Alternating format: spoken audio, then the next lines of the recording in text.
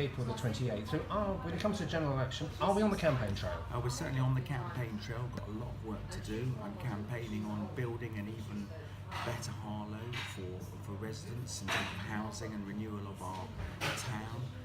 Championing apprenticeships and skills. We've had a huge increase in apprenticeships and jobs, but we want a lot more. We're protecting our NHS, investing in our hospital, campaigning for a new hospital for residents, because we need a hospital that's fit for the modern times that we live in. Cherishing our villages, protecting our green space, cutting the cost of living. I'm glad that fuel duty is frozen. Continue to campaign for that. The strong pensions, cutting tax for low earners, and the national living wage. Of those issues you've mentioned, which one would you say is the one you have to prioritise? I think they're all equally important. Brexit means Brexit.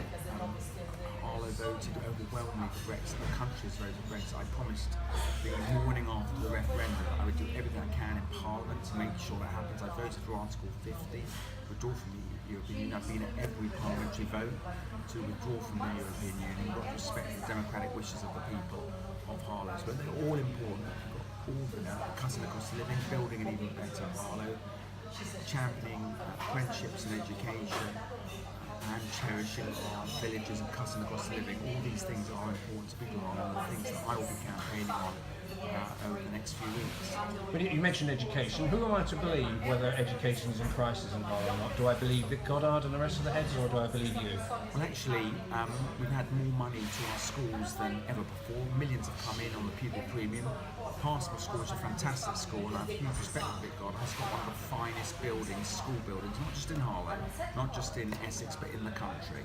And of course there will always be funding pressures, but even the proposals mean that most schools in Harlow, particularly primary schools, will actually be getting more money, not less. So, and the proof of the pudding is in the eating. All the schools in Harlow are improving. We've got a university, we've had millions going to Harlow College, many millions of pounds going to Harlow College to advance new manufacturing centre. We've got more jobs in Harlow than ever before. We have more apprenticeships, so of course there's always more to do, but the signs are good. Another subject would be crime and justice. We need more police in Harlow, don't we, Robert? It's not acceptable where we are with the levels of police, not visibility, but actually increasing numbers of police. So that's not going to happen, is it?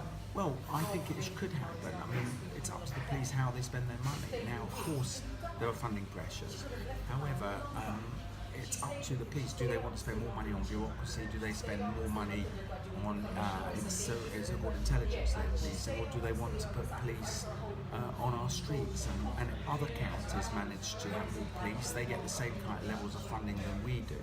So yes, we do need more police on our streets. I'm very keen on special constables. I'd like to see many more special constables. I'm very pleased that Harlow Police and Essex Police are looking to expand the special constable scheme, but actually crime in Harlow is going down, crime across Essex is going down, all the crime figures across the nation are going down.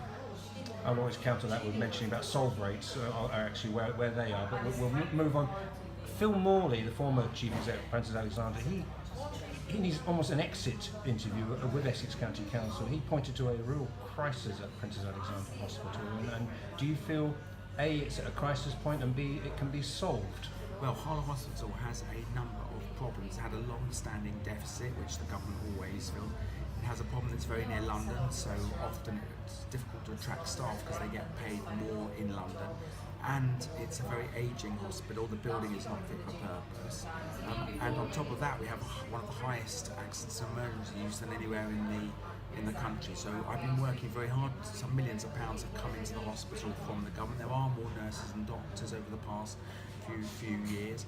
The Health Secretary has said that he will, if there is capital funding available, when that becomes available, Harlow will be considered very carefully one of the top options for possibly having a new hospital. I met only with the Health Secretary yesterday to talk about that.